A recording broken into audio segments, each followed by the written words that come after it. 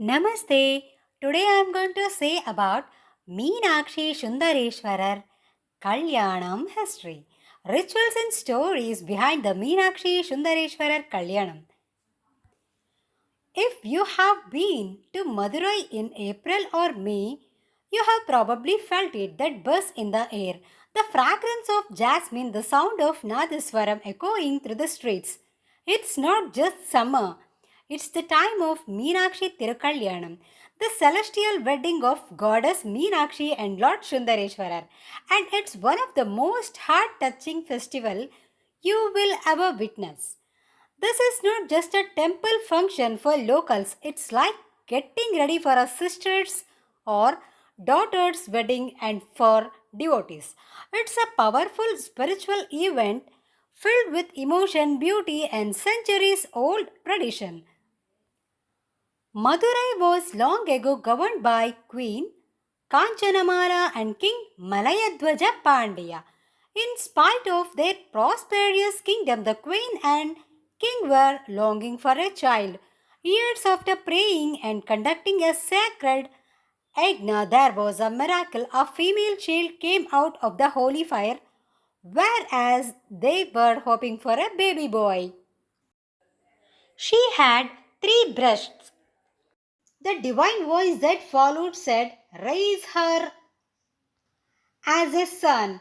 When she meets her destined husband, her third breast will disappear. They named her Meenakshi. Her eyes were like fish, always watchful, always moving with kindness, and as she grew up, she was not just trained like a princess. She learned warfare, statecraft, and leadership. She became a queen in every sense, brave, intelligent, and deeply respected. She became ruler. Meenakshi set out on a Digvijayam, a campaign to conquer the world. Her journey eventually led her to Mount Kailash. She defeated all the soldiers and generals of the Lord. Seeing this, Lord Paramashiva himself came to fight and undaunted Queen. But as soon as Meenakshi Amman saw the Lord Paramashiva, the prophecy of her youth bore fruit. She instantly fell in love with him, and her third breast went back inside her body. Lord Paramashiva directed Meenakshi to return to her home city, promising her that he would join her in 8 days as her bridegroom. And this is the exactly what happened. Swami came as a Lord Sundareswara. They were married in Madurai with Lord Vishnu himself giving away Meenakshi to Lord Paramashiva. This celestial wedding witnessed a huge gathering of gods, sages, goddesses, and attendants with Lord. It's a reminder that women have always had divine and human power. True love is supportive and respectable, not controlling. Traditions can be lovely bridges between the generations. Ask any local, and they tell you this is not a festival we go to, it's something we live every year.